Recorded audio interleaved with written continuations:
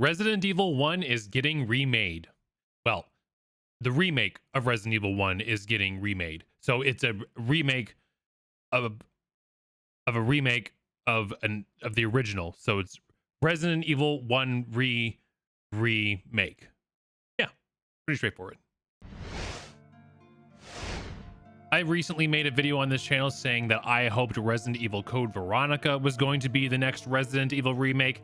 However, I suspected it was going to end up being Resident Evil 5 remake. However, if these rumors are to believed, because officially until we hear something from Capcom, these are just rumors, Resident Evil 1 remake is actually on the way. Now, as I said in my previous video, Resident Evil 1 Remake is my favorite Resident Evil game of all time. So while I didn't necessarily feel it was the next game that needed to be remade, I'm not gonna complain. I found this information through Resi Evil Central over on Twitter, who received their information from BioDeclassified, who received their information from an anonymous source. Again, pretty straightforward. So take from this what you will. However, if all this is to be true, and it feels like it could be true, it sounds like we're in for a really amazing Resident Evil 1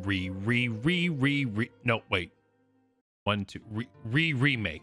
Nailed it. So according to the anonymous source, the working title is Biohazard Resident Evil 1. Kind of makes sense if they add the Biohazard name on there, because most people started kind of getting back into the franchise, or a lot of people were brought into the franchise for the first time, whether Resident Evil 7 or Biohazard, as it was often referred to as. So Biohazard Resident Evil 1, I can see it, makes sense. Will be slower paced than Resident Evil 2 Remake. I have no issue with this. I actually think that's a great choice, because I felt Resident Evil 2 Remake had a really great pace to it, allowed you to breathe and explore the RPD, the sewers, and the lab, of course. And Resident Evil 1 in the Spencer Mansion is kind of like your classic OG horror in the big haunted mansion, so to speak. So being able to really take your time, explore, backtrack, find hidden secrets all within those dark, spooky hallways of the Spencer Mansion, that is not something I would really want to race through. So I am okay with them slowing the pace down of a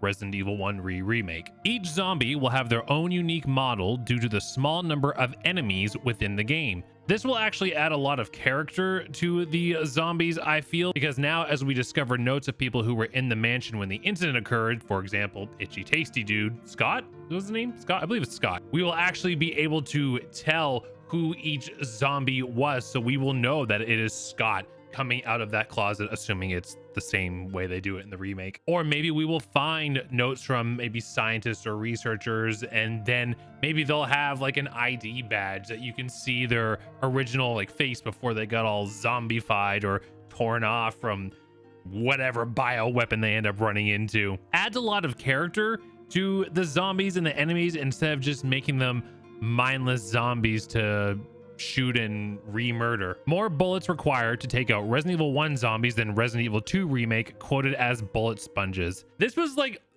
one of the few minor complaints, and I feel like even saying complaint is too strong of a word, that I had with Resident Evil 2 Remake, is that enemies did kind of feel like bullet sponges. Not to the point where I thought the game was too hard or nothing like bad. Against why I said complaint is too strong of a word, but to kind of double down, we'll see it. I probably won't even care once I have the actual game in front of me, but of all the things on this list, this was the one that just kind of made me go okay, all right, sure. With that being said, if they are going down the more bullet sponge route, it kind of encourages people to maybe not engage in a fight with every zombie they find. And one of my favorite things I love to do with Resident Evil is to watch first playthroughs both on Twitch and YouTube. And I often see the mistake that most people make is they waste all of their ammo on zombies that they could very easily get around. If they are going down the bullet sponge route, it will punish those people who maybe need to practice picking and choosing their fights a little bit more. Crimson Heads will return, as they absolutely should. Crimson Heads were the best, they're one of the best things that I found in Resident Evil 1 Remake. No one will ever forget that time the very first Crimson Head popped up in that hallway. Oh man, did that scare the bejesus out of me. And the savagery in which they can damage you and tear down your health, I expect that to be pushed even further. Make them even more deadly as far as I'm concerned. Make Crimson Heads the severe threat that players should be terrified to be encountering. So really make them have to get those headshots or burn those little zombies to a crisp. Resident Evil 1 lore will be explored further. Kind of going back to the zombies having their own unique models here, this allows them to really flesh out backstories to more of the characters and researchers that were in the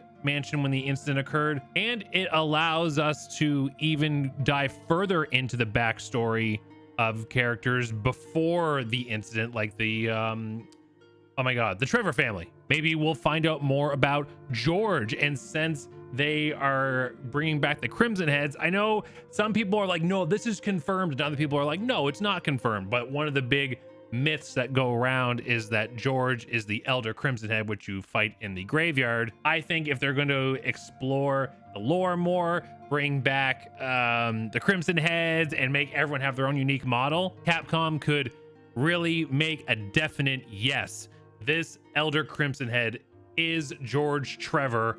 There's no mystery behind it. He died, but really they just took him down to the lab and experimented on him just like they did his family. Hiya, Georgie. Which, as I said in the other video, Lisa Trevor is also one of my favorite additions and favorite story elements of Resident Evil 1 Remake. So if they want to explore that even more, maybe, I don't know how they would go about doing sort of a flashback since you don't talk with Lisa, but maybe you can find like a video file of them experimenting or getting ready to experiment on Lisa and her mother, and maybe we will actually see her mother as a full-fleshed character instead of someone just kind of laying around, if you know what I mean. You can even, maybe I guess it would have to be like a DLC, because if you've never played Resident Evil 1, it would be a spoiler, but spoiler, I guess. You could find out or see more of Wesker and his interactions with the people in the mansion before he brought the STARS member to the mansion, to which the rest is obviously history. They could even explore more of the events or the characters that survived Resident Evil 0. I initially had an idea that maybe they could implement some playable areas as flashbacks for like Rebecca from Resident Evil 0. But if they did that, that might make it problematic later if they decide they want to do a full-on Resident Evil 0 remake. So maybe they couldn't necessarily go down that route, but they would be able to do more flashbacks into Resident Evil 0 to really flesh out Rebecca's character. And then maybe, no, I was going to say we could figure out what happened to Billy, but that it wouldn't make any sense because they part ways. So how would Rebecca know? So never mind. Also, we could maybe find out what happened with Forrest before Resident Evil 1 starts with some flashbacks there. Maybe Enrico. There's a lot they could really expand here. So Resident Evil 1 lore being explored further. I think the original game, my first playthrough, probably like 8 hours. Obviously I do it a lot faster these days, but my very first playthrough was about 8 hours. You know what? If they want to make Resident Evil 1 a 10 to 12 hour game, I don't think it needs to be like a 15 to 20 like Resident Evil 4, but you know, a 12-hour first playthrough Resident Evil 1 game that takes its time, slows it down, explores the lore, explores the mansion, fleshes out all these characters. I'm all for it. A different third-person camera will be used, slower paced again. I'm going to assume by that they mean getting rid of the fixed cameras, of course, and going with the over-the-shoulder camera that you have in Resident Evil 2, 3, and 4. This would, of course, make for a much more immersive and claustrophobic feel when exploring those dark hallways in the mansion, which is just going to add to the tension and terror of the classic haunted mansion that I mentioned earlier. So if this is true, great. I honestly wouldn't expect them to do anything different, and I won't even be surprised if Resident Evil 9, when we eventually hear about that, is also going to be an over the shoulder perspective. I think they went first person with 7 and 8, because they were trying to make Ethan sort of a faceless character. So they can probably leave that behind now that Ethan's story is over. And I expect most, if not all, Resident Evil games will be going back to the over-the-shoulder look. No more pre-rendered backgrounds. Each room will load up background assets, and the rest of the assets will load when doors are open. This to improve visuals and lighting. I wonder if this would also make it so the environments could be destructible. In the past, you've had enemies break through like doors for certain rooms. It'd be really fun if enemies were able to grab you unexpectedly through a wall. Maybe a zombie reaches through and grabs you, or a hunter bursts through a wall, and because most people are going to be expecting it to happen through a door. Maybe this would open up a lot more possibilities for scares that maybe we weren't really used to or expecting with Resident Evil 1. I said in the past that the reason I thought Resident Evil 5 was going to be the next remake is because it felt like with how Resident Evil 4 remake ended, that's where they were kind of trying to set up and maybe retell the story of Chris and Wesker before we get to Resident Evil 9 with Chris as the main character. That's just a guess, by the way. I have no information that confirms that. But again, if they want to end up remaking Resident Evil 1 to really go into the origin story of Chris and Wesker, I didn't think it was going to be necessary, but this is my favorite Resident Evil game, so I have zero issue replaying this game completely fleshed out with unique characters, exploring the lore, slowing it down over the camera, or over the shoulder. Why do I keep saying that? Over the shoulder camera. Words are hard. I'm down for all of this if this all ends up being true. Now it says here, check out Bio Declassified's videos down below. I'm assuming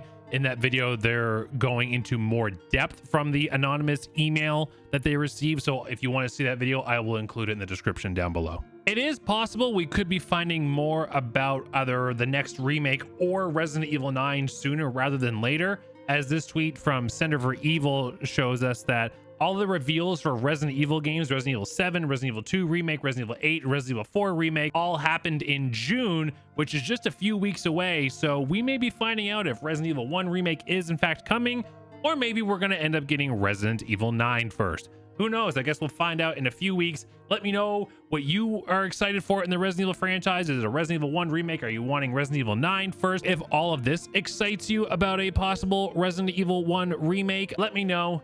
And thanks for watching.